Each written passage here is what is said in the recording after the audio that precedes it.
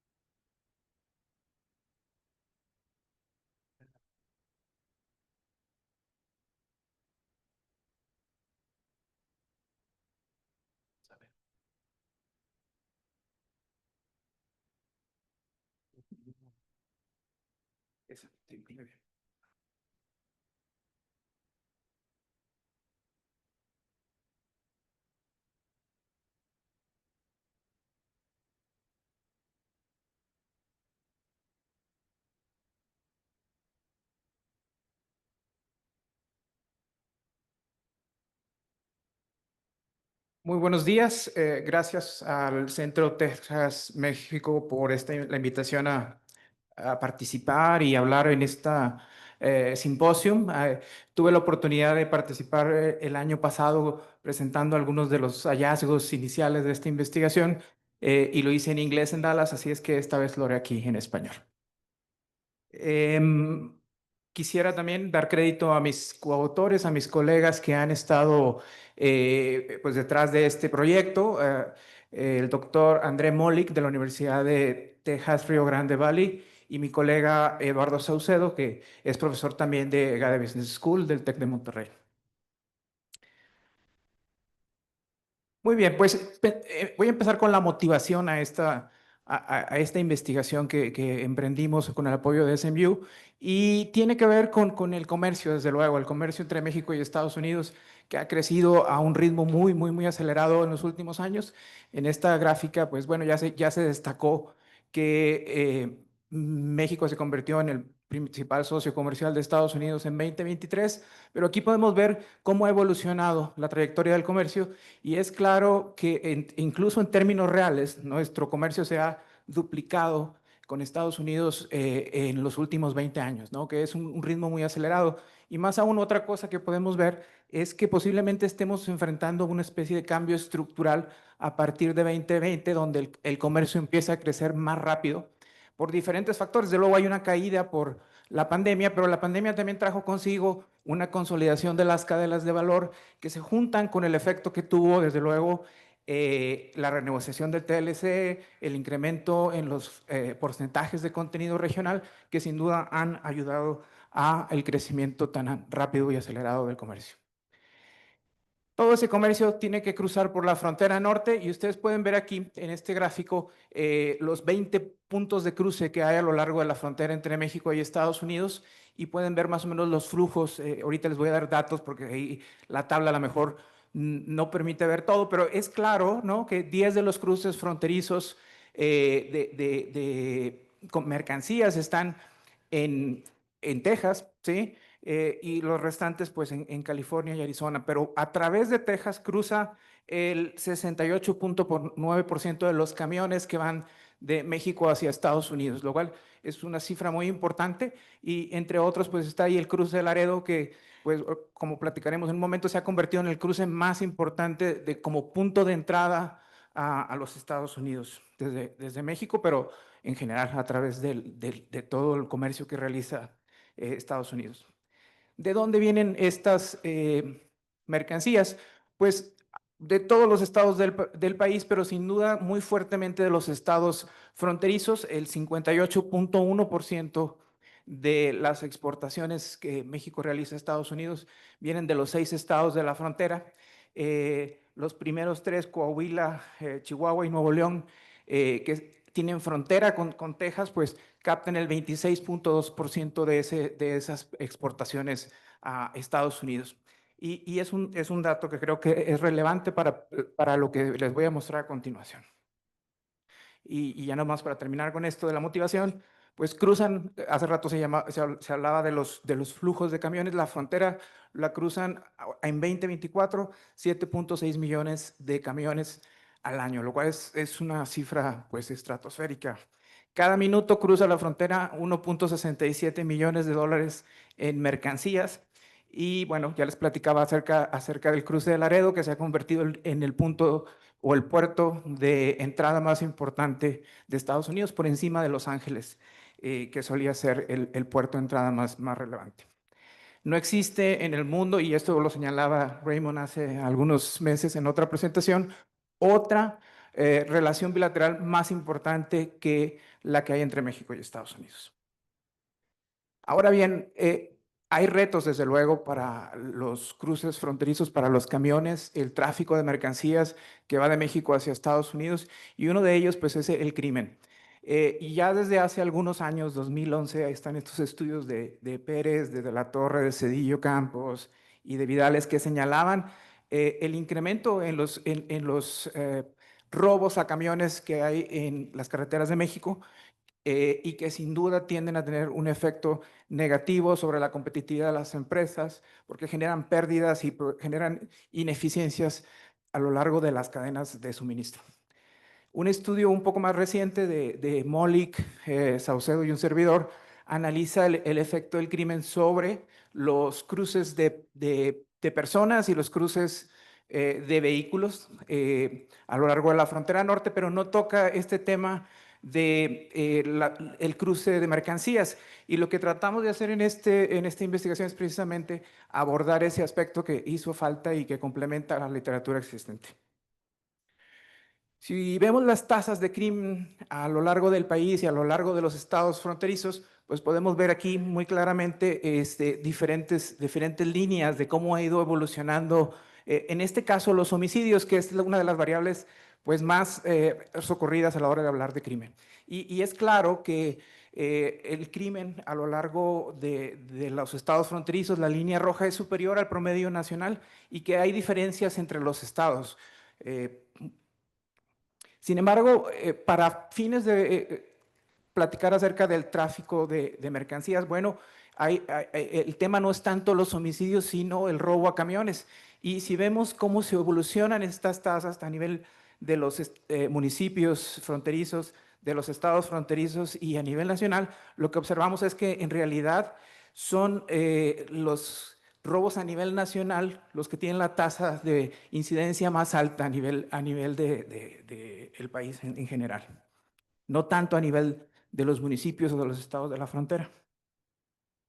En esta investigación hacemos uso de estadística, obviamente, de un modelo econométrico, un modelo estadístico que trata de capturar cuáles son las determinantes de los cruces de camiones, y entre otras variables pues se encuentran obviamente las exportaciones, ¿no?, que tienen un impulso positivo, la actividad económica en Estados Unidos, el tipo de cambio real que refleja la competitividad del país, y también pues obviamente el crimen, que pudiera tener un efecto negativo sobre esto. Y vemos diferentes tipos de crímenes, incluyendo los homicidios, incluyendo los robos a camiones y otros tipos de crímenes también, a nivel de los 3 niveles, tanto a nivel municipal, estatal como nacional.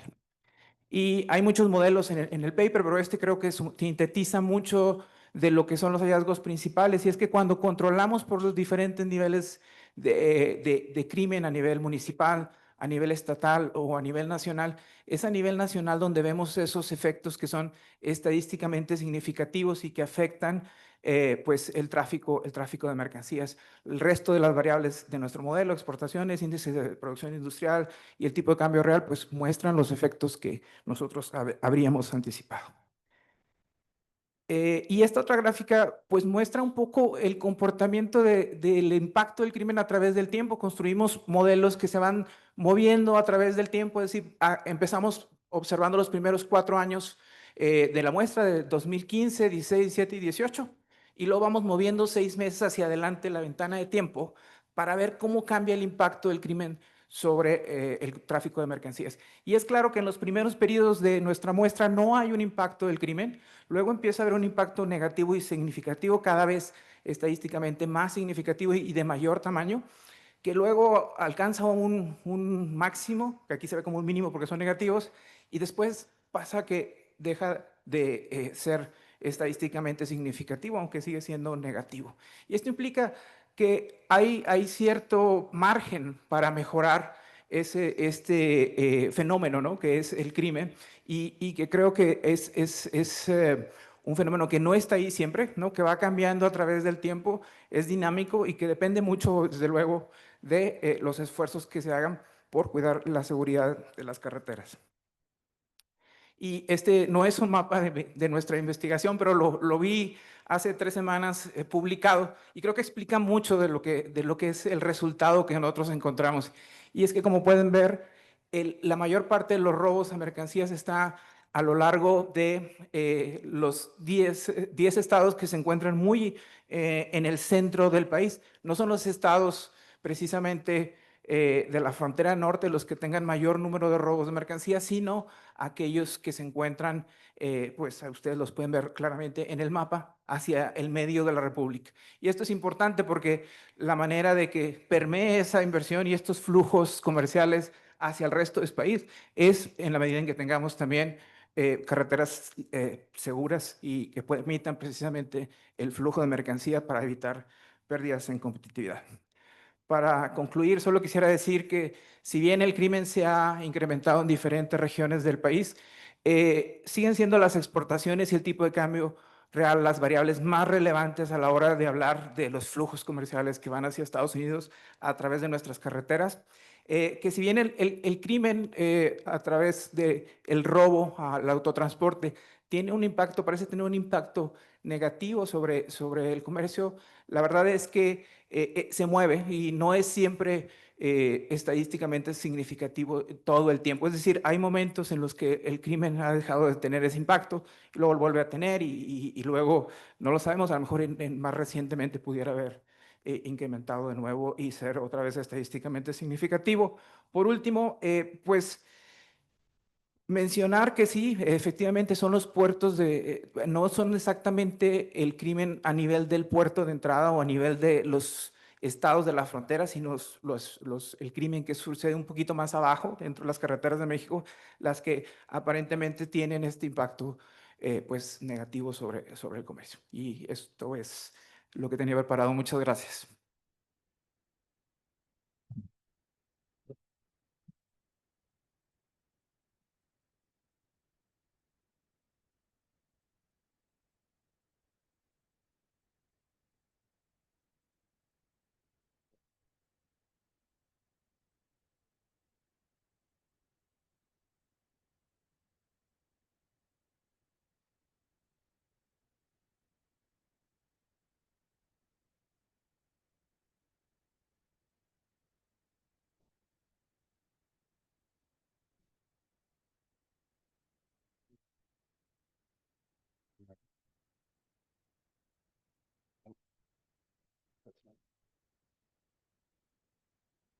I can do it without it, of course. Sure. They just asked me if I could do my presentation without the PowerPoint notes I prepared. Which of course I can. It's not a problem. And I also hope you don't mind that I switch to English. It's a pleasure and an honor to be here in Mexico. Is there a reverb? Can you hear me? Does it matter? Okay. So thank you very much for the opportunity to present and discuss this very important paper. I'm Raymond Robertson. I'm a professor of economics and government at Texas A&M University. And as you pointed out, Courtney, I'm also the director of the Mosbacher Institute for Trade, Economics, and Public Policy. Almost all of my career has been focused on helping people understand the importance of Texas-Mexico and US-Mexico integration and how that raises the standard of living for people on both sides of the border. The name of this conference, as you can see, is Driving Growth and Security Across Borders. And this paper is an excellent example of that because literally trucks are driving growth. That's what trucks are literally doing. So it's an absolutely perfect paper to be starting the academic component of this conference. This paper is incredibly important for a number of different reasons. One of the things that we've heard already from different presenters, especially the excellent ones we heard so far this morning, are that this integration is really critical for both of our countries in terms of economic growth and standard of living and a number of other dimensions that we care about. Now, when you think about that kind of integration, that integration is driven by three main factors. It's obviously driven by migration, which is very important, and we'll hear more about migration in a little bit from our esteemed expert, Pia René, and the other speakers and the presenters. We'll also note that foreign investment is absolutely critical. So the foreign investment is really a critical part coming from business, right? And we know that business has been investing on both sides of the border, and that's critical. But the third one, and maybe perhaps the most important one, is international trade. And therefore, understanding what the barriers are to international trade is incredibly important. And that's exactly what this paper does. And that's why this paper is such an important part of this symposium. The focus of this paper is, as you have heard, which I hate it when Discussant summarize the paper because you just saw the presentation. You don't need me to repeat what he just said. But the critical thing here that I didn't think he emphasized perhaps enough, René, is that we are trying to identify what are the costs and barriers to deepening integration. And obviously crime is one that comes up a lot. And I think this paper is really important because when I go to El Paso and I go to the border and Laredo and other places and I talk to people and I talk to business people, there's a lot of mixed feelings about crime. Some people say crime matters a lot, that crime really discourages investment, that crime is discouraging trade. But others, especially in El Paso, last time I was there, were like, there's no crime, there's nothing to worry about, everything is great. So we don't really know. And that's why we need this kind of academic depth and empirical rigor that this paper represents. One of the things that this paper really emphasizes is that not all kinds of crime might be relevant for affecting trade. And so when we look at the different types of crime, which this paper does, it's really important to identify and focus on these robberies against trucks, which is an amazing data set, which I have to admit I'm pretty envious of that you pulled this together. It's a very good data set. And they show, obviously, that there are different contributions of truck robberies to reducing the truck traffic over time and the number of trucks that are traveling. And so that really helps us understand where we can focus our resources if we believe that increasing integration is really important. And of course, I think all of us in this room do, which is why I, of course, feel so much at home with all of you. The second thing to point out that I wanted to emphasize in my comments is I do think that there are some suggestions for future research. This paper is very well developed. It's very advanced. You didn't mention it, I don't think, but you've already had some success submitting it to a journal. So the comments that I wanted to make when I was reviewing it are really for future research. And I'm hoping that in the discussion, you will help us by giving us other suggestions for future research. But some of the ideas I had was that the paper doesn't necessarily focus as much on how businesses choose the mode of transportation.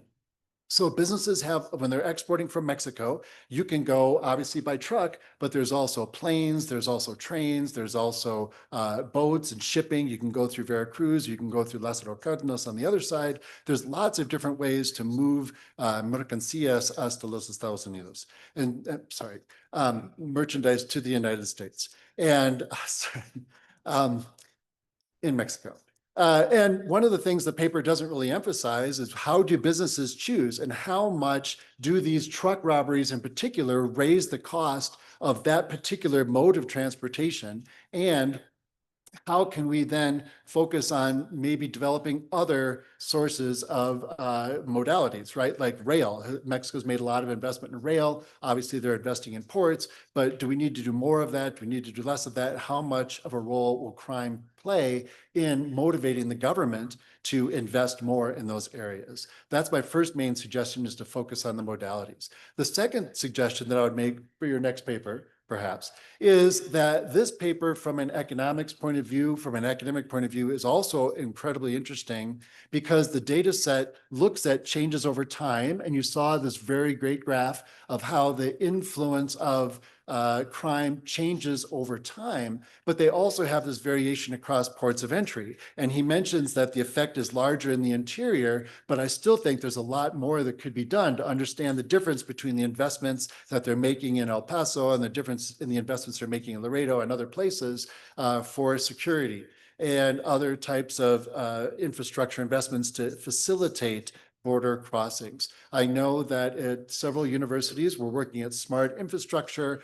Many of you might have flown recently. Some of you flew to get here, and you went through security and that this facial recognition. The new kinds of AI technology and advanced type of identification technology could be incredibly helpful in facilitating that kind of trade. So what kind of investments might we need to make at the border, at different border crossings, to really improve that flow to reduce those costs? I think that would be an excellent new dimension. I'm sure many of you have other excellent suggestions as well, and I'm hoping that in the moderated discussion, we will hear from most of you. I think this is an excellent paper. I think you did a really great job presenting it, and I want to thank everyone for your suggestions and your comments, and we look forward to it. Thank you all for being here.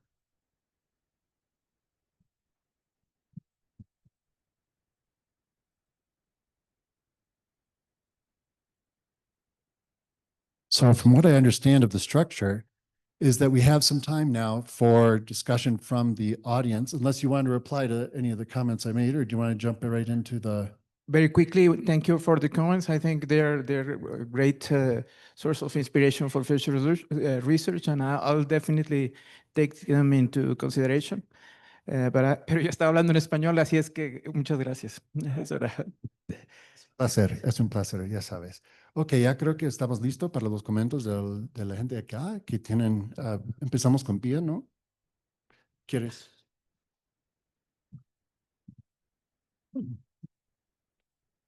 So, en los últimos años, okay, I'll try in Spanish. En los últimos años, en los puertos de entrada de México, han puesto las Fuerzas Armadas en control, ¿no? So the military now runs all the ports in Mexico, and I'm curious, why did they make that change? And that has that like lowered costs, increased efficiency, lowered corruption, that type of thing? Muy buena pregunta.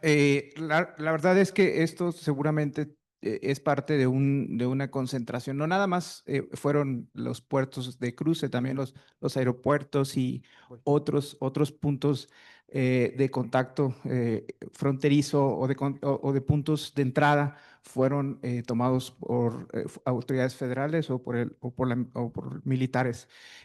No veo en lo particular algo dentro de la investigación que refleje ese aspecto, pero creo que es muy interesante de tomarlo en cuenta, Pia, como otra posibilidad también que pudo haber cambiado esta trayectoria en el impacto del comercio que vemos dentro del estudio. Gracias. ¿Qué tal? Muy buenos días. Muchas felicidades por la presentación. Soy Juan Carlos Villa con el Texas A&M Transportation Institute. Y como dijo el doctor Robertson, tengo varias ideas para el siguiente paper. Una de ellas sería cuando analizan el flujo, bueno, la relación en el centro del país de robos, sería bueno también ver la densidad del transporte. Como sabemos, los que hemos viajado, por ejemplo, de aquí a Querétaro, que hay 1 millón de camiones ahí, y hay otras carreteras que tienen muchísimos más camiones. Entonces habría que ver la densidad contra el número de robos para poder tenerlo. La otra recomendación sería también hablar un poco de la parte ferroviaria. Ahí tengo varios conocidos que sí están reportando que se ha incrementado mucho el robo en la parte ferroviaria, increíblemente, pero sí se existe. Entonces, a lo mejor un análisis también sería bueno. Y finalmente, el otro punto es el tipo de mercancías. Como sabemos también, no, los rateros no, no se van por todo, sino son productos que son fácilmente vendibles en el mercado. Entonces también habría que analizar si existen bases de datos para ver los flujos comerciales, qué tipo de mercancías son las que se mueven de origen-destino. Entonces también relacionarlo con su investigación. Muchas gracias. Gracias, muchas gracias por los comentarios. Sí, es un punto muy interesante. Cuando iniciamos teníamos precisamente la disyuntiva de si modelábamos únicamente los cruces de camiones o si incluíamos los ferroviarios y de otra índole. Nos quedamos con los camiones porque representan el 67% del comercio de México, 80% de los mercancías que van hacia Estados Unidos. Y pensamos que era lo más relevante y teníamos más datos de ese periodo. Algo que no comenté suficiente es que nosotros no conocemos el origen de los camiones que cruzan la frontera, solamente sabemos por dónde pasan. Por eso es que estamos tratando de controlar por el crimen a nivel municipal, a nivel estatal y a nivel nacional. Eso es lo que más o menos nos permite hacer cierta inferencia, pero definitivamente tomo estos comentarios para futura investigación. Muchas gracias. Good morning, and thank you for your wonderful presentation. For many years, I've heard about security on the border. I live on the border, but I very rarely see academic research to that. So this is a refreshing presentation. But often when we talk about security, of course, we talk about the very direct threats on the border. I have heard often in Washington the other threat, which is Chinese technology on the border. In Washington, there's talk about with US DOT about digital infrastructure on US highways. And the real question they have with a lot of technology coming out of Mexico is how do you integrate Chinese technology, specifically in automobiles, in US infrastructure, which the Americans have done everything they can to stop that. Obviously, there's severe security issues with that. What have you all done in research in that, and how do you suggest you may be able to go about that? Would you? No, it's a very good question. I haven't seen any research that approaches this particular aspect of how Chinese technology and Chinese commerce trade might have been impacting security or any other aspect. But it's definitely a line of research. I don't know where exactly should we get this data to proceed with your question, but it's definitely something we could try to approach as well. Yeah, I will just add, because I wanted you to go first. I mean, I think this question brings up a really critical point, which is the importance of the strength of the US-Mexico relationship. The US and Mexico relationship is critical for national security because, as Jim nicely pointed out, I mean, I've been trying to help people understand that we're a single economy. It's a single economy. So everything that happens in Mexico affects us. Everything that happens in the United States affects Mexico. We need to coordinate more on technological homogenization. And I think that that is something we're only going to do if we increase our cooperation in a lot of different ways. And I think it's really critical for our ambassadors and our foreign service and the government in particular to point out that we share a common destiny, and having those kinds of cooperation is critical. And without it, we do face significant threats going forward. That would be my response, but it's an excellent point. We're in the far in the. Hello, good morning. My name is Fernando Sanchez Hervidje. I'm a Cox MBA 09, so go ponies. I am going to take you on a little bit of a different perspective. So the reality today in the United States is that there are about 40 million Hispanics, where most of them are from Mexico. About 70% of them are from Mexico. These people represent about $1 trillion worth of acquisition power, equivalent to the country of Spain or Mexico itself. I think that many times they are the overlooked opportunity, knowing specifically that 1 of every 4 teens today in the United States is Hispanic. There are more tortillas sold than bread, more salsa sold than ketchup. So the reality of all this growth, security, cross-border migration, et cetera, will translate to in business opportunities that will change the face of the American future, the economy, right? So I'd love to hear your comments about how you think both from the Mexico standpoint, from the US standpoint, we could take advantage of the new future, if you will, of the Hispanics in the United States and the acquisition power that they represent. Well, that's a great point. Definitely, these give opportunities to many Mexican companies. Mission Foods has already taken that opportunity ahead. And I think the market is growing for more exports of Mexico into these particular markets of Hispanics that obviously demand products from Mexico. So yeah, definitely that's a big opportunity. I think this is also something that has to do with the widespread market impact, because as it was said before, now you see avocados in the Super Bowl, but also chips from Mission Food along with those avocados and many other Mexican products. So yeah, it's an important trend that I think is an opportunity for Mexico in many ways. Raymond.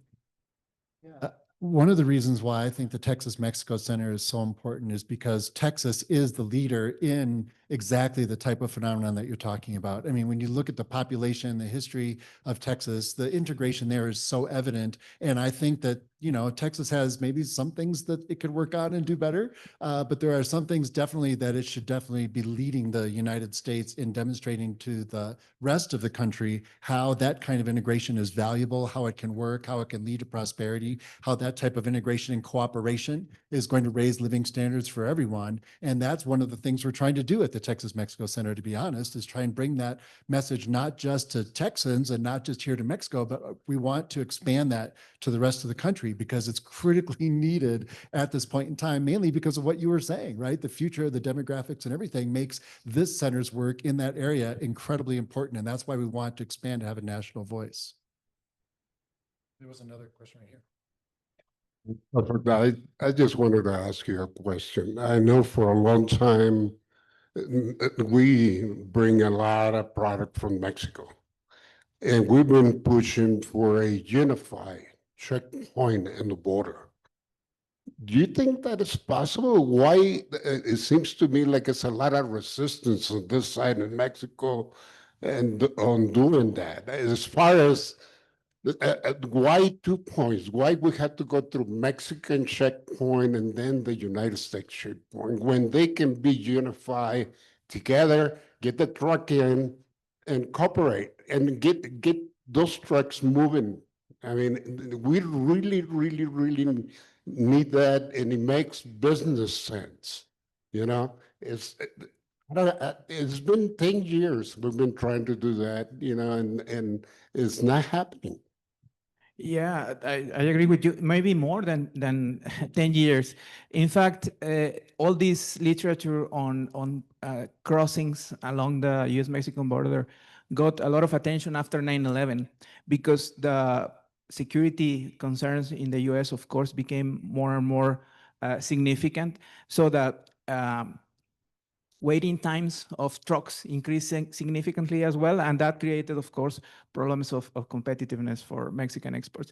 I think the issues are on both sides of the border. On the American side, security of all kinds, including terrorism, of course, narco traffic, etc.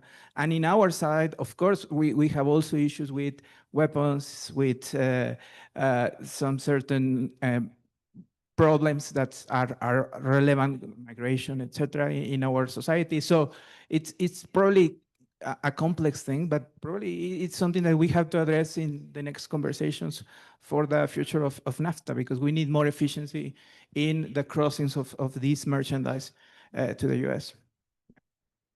Can I add to that? So I love being old.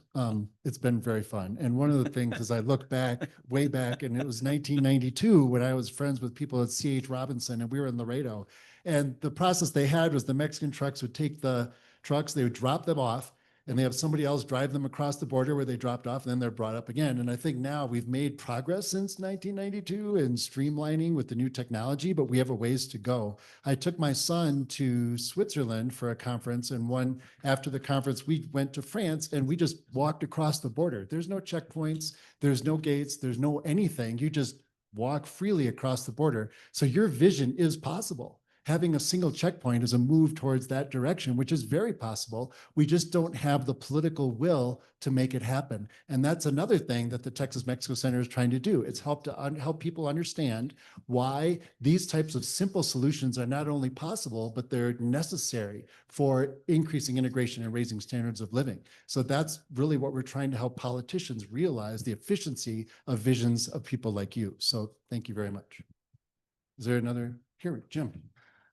Well, I can't resist. We have two great international economists up here to explain everything for us.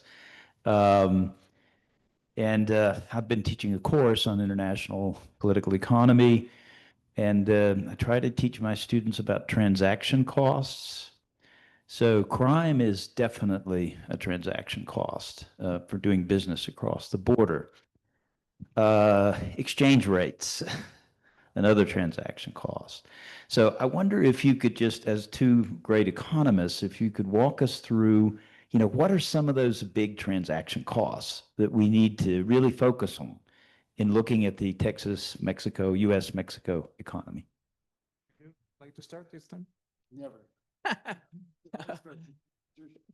No, actually, Jimmy, yes, our model tries to capture those kind of trade-offs throughout the real exchange rate and crime and compete against each other. It's definitely that the competitiveness of the economy throughout the real exchange rate is much more important than crime. But indeed, we need to work on reducing those transaction costs as much as we can. Of course, if crime is one deterrent of trade, that's definitely something that we need to put a lot more attention on.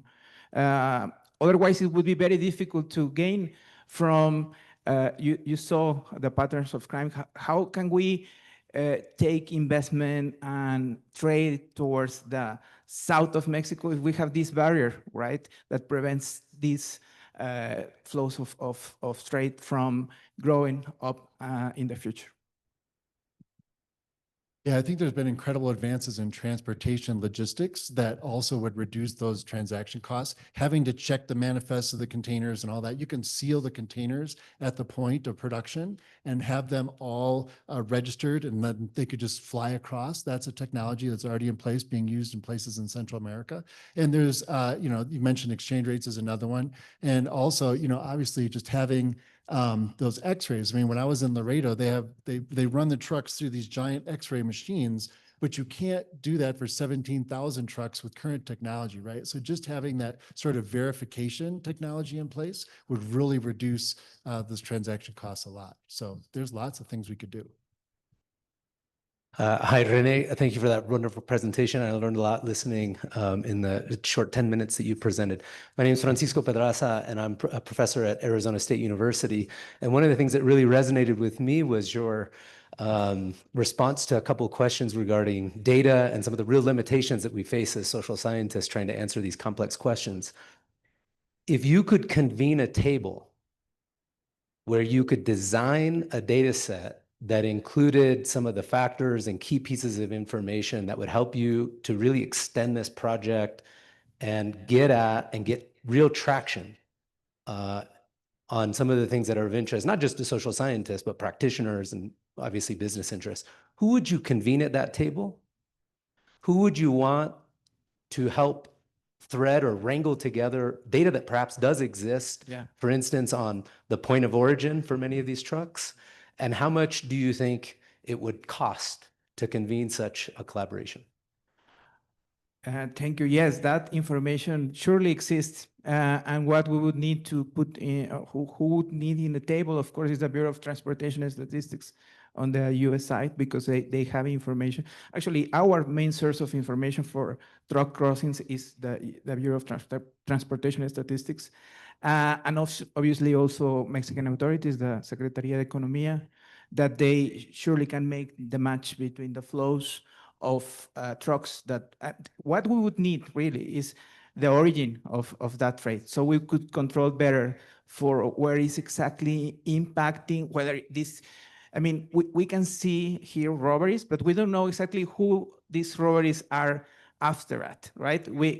And the complexity of crime is amazing. I mean, the logistics that they have, it's incredible. They follow very much all the logistic patterns of trucks, and they can actually know more or less what is inside. So it's not normally a random attack. They know who are they after. So yes, we would need to know where exactly is the origin of that truck, if it's Querétaro, Guanajuato, Nuevo León, Coahuila. And from there, it would be kind of easy to try to infer the course of the pattern, of course, what are the main roads through which these trucks are crossing. Hello, Luis Jockey. I'm an economist from Tec de Monterrey, so very proud from Tec de Monterrey. Now I sell popcorn, so I changed a little bit my profession. I have a question. I have a friend that transports people from Mexico to the US, to farms. And now for him, he just pays. There's a piso, so his trucks they're gonna get robbed. There's a quota per person that goes north, and a quota for everyone that comes south.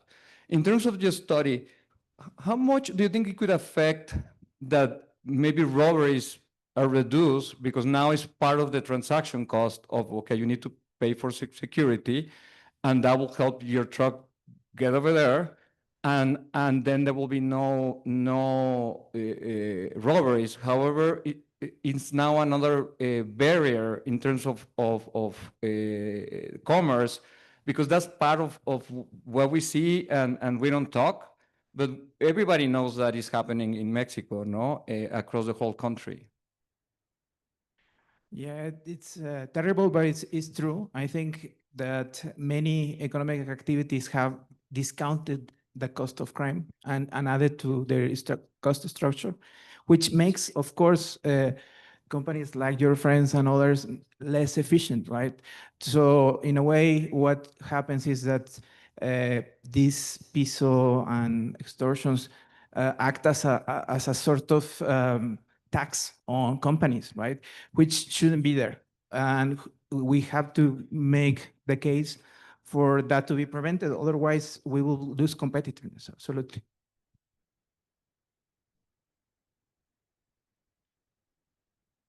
Thank you for the data that you were showing. And in the same line that Luis was mentioning, before 2023, I saw a study that was mentioning that 7% of the crime cost in all the goods sent from Mexico was around 7%. In 2024, we heard that from Michoacan, and we're not talking about only limes, avocado, minerals, etc., everything that was extracted had a 10 times increase in the commission or cartel cost to pass through, 10 times. So it was already kind of 7% plus whatever is coming from there, 10x, from 20 cents per kilo to 2 pesos per kilo.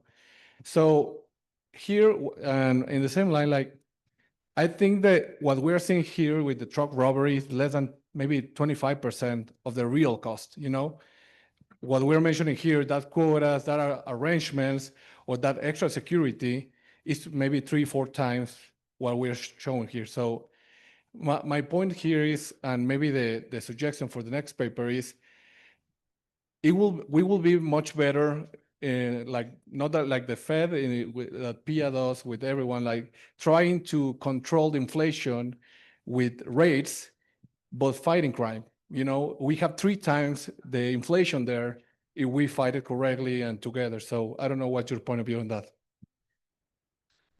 Well, yes, absolutely. This is becoming very significant cost for firms, and that's something, of course, that we wouldn't like to see, and we need to do things like those that Raymond mentioned, because they also increase security, but there is also this problem in the point of production, right? Which implies also a cost, not just is in the possibility of being robbed in one of the highways, but also what is actually happening at the point of production, which is outside the scope of this study, but this is definitely something that we need to take into consideration. Maybe it's another kind of study, but really is relevant for the future of Mexico's exports.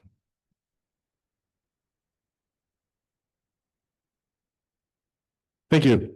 José Manuel Álvarez.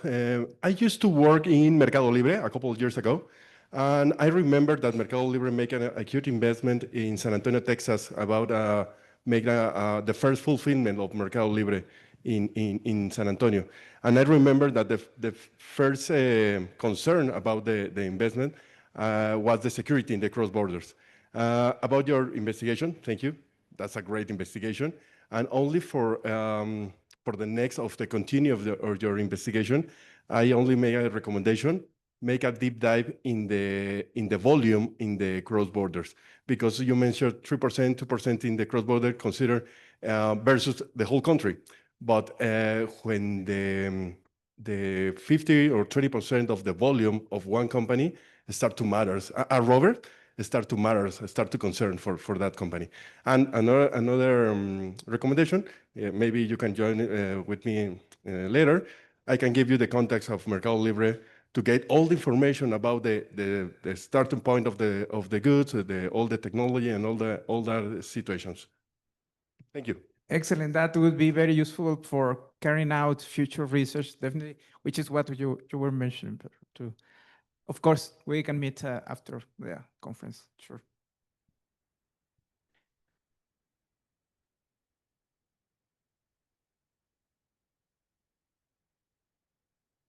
Yeah, I'm going to abuse my authority here to ask a second question. I think we've had this entire discussion without a single mention of drugs or the drug trade. So, I mean, we have a large illicit economy between Mexico and the United States. Drugs are a part of this. So I'm wondering, in terms of your study, how much the drug trade would play a role in this. And so we're talking about trucks, and another part of the big illicit economy, as we know, is human smuggling of people. So those are two, I don't want to call them elephants in the room, but two big things that you simply have not talked about yet. So how do you bring these two big markets into this discussion? Well, it's a difficult question because it's not part of the data that we have. We have information on crossings of trucks throughout the border, but we don't know exactly, as I mentioned, that what is inside or anything like that. In any case, we know that, yes, organized crime is diversifying towards activity. I mean, cartels are diversifying into activities such as robbery and others. So in a way, they relate. I mean that if we keep a safer roads, we will probably also be contributing to better security, lower drug and smuggling of people in terms of traffic, right? Yeah, but it's an interesting point that we probably would need to at some point put together, right? Yeah. Would you like to say something about it? No.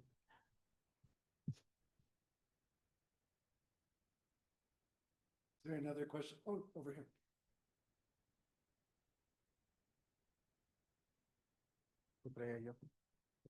Thank you for the talk. It's been very interesting. Colin Dearson, Fulbright Binational Business Scholar. My question is regarding security on the border with Mexican states that State Department has labeled level 3, level 4, mainly Chihuahua and Tamaulipas being level 4. How do we address these security issues whenever, if a state is labeled level 4, it seems to be systemic, and how do we address that rather than just paying a security fee, quote unquote?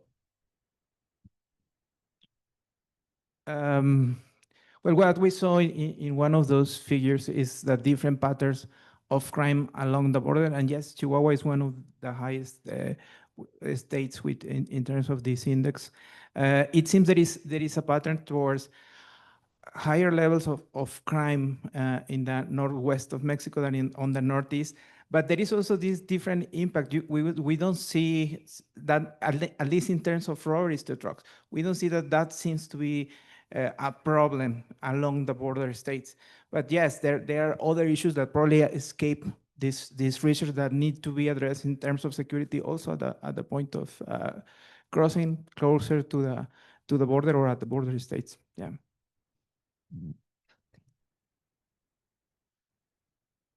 Pia Renius at the Dallas Fed. So two-part question. So the first, going back to transactions costs that drive up the cost of trade and reduce trade, as you showed, René. You guys didn't mention tariffs. So I wanted to make sure we went back and talked about tariffs. So even though most trade from Mexico and Canada, I guess also is coming in as USMCA goods. And it's interesting because the share of USMCA compliant goods has gone up a lot since we had these tariffs. But there's still the fentanyl tariffs, the steel and aluminum tariffs. So there's anti-dumping duties on tomatoes. Can you guys talk a little bit about what effect the tariffs are having currently and what you project that forward, how is that going to impact the volume of trade and the composition of trade? And then also with looking forward to next year and the renegotiation of the USMCA, how do you see, what kind of outcomes are you seeing or what kind of possible outcomes, and how, again, is that going to affect trade in the North American region?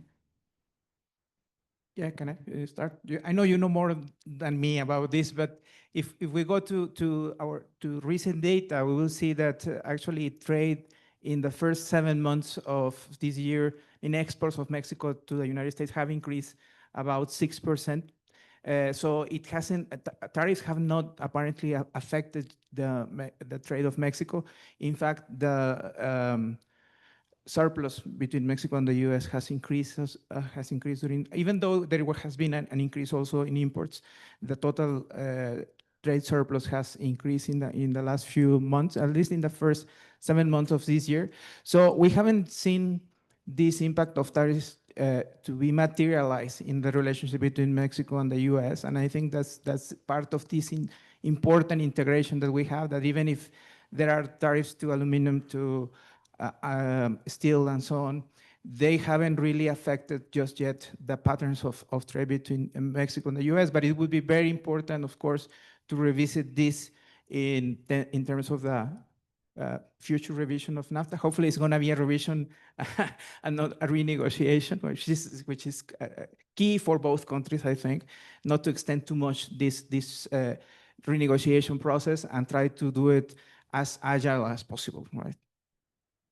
Yeah, just to add one more thing that I think might be relevant is that I agree with everything you said, but the biggest concern, maybe not the biggest, but a significant concern about the tariffs is not necessarily the tariff's direct impact, but the indirect impact of the uncertainty created by the consistently changing policies. So when you have consistently changing policies, investors, as most of you are and know, right, you worry much more about the uncertainty than you do about any given tariff level or any other kind of regulation. I mean, when I was in El Paso again, they said, we don't just set the tariffs and we can deal with that, but we can't deal with this uncertainty. So it's the uncertainty that's coming from the back and the forth, and all of a sudden there's tariffs, and all of a sudden there aren't tariffs, and they apply and they don't apply, that is potentially reducing the investment in Mexico and mitigating the potentially otherwise tremendous impact that the nearshoring push would be having and pulling people from China.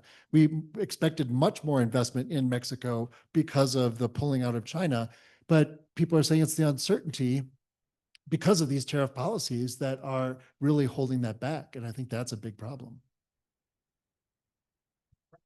Thanks. My name is Willie Warburger, and I want to be sure everybody in the room hears this. I understand your comment and I agree with it on the policies. But I want everybody to hear this in this room. I'm here from DFW. One of the reasons we're a sponsor is because of the importance of the relationship with DFW and Mexico. And it is of immense importance to us in DFW, regardless of what the current policy is and whether that policy changes in this administration and the next one. One thing is for sure is that we have had a strong business relationship with y'all here in Mexico City, and Dr. Torres, we have a strong business relationship with Monterrey, okay? And one of the reasons that this relationship is so critical to us, and I'm on the executive committee of the North Texas Commission, one of the reasons it is so critical to us is that you have the products, we have the access to worldwide markets. And so, and the other thing that doesn't go unnoticed, and I want everybody to hear this in this room, is the relationship that we have with y'all on energy. I know very well, and so do the people in Laredo who are represented here, the amount of natural gas that y'all are buying from us, which is extremely important to the Texas economy. So want to reaffirm what you're saying and also invite anyone that wants to increase and enhance the relationship with DFW. We are open for business and want to enhance the relationship with you. Thank you.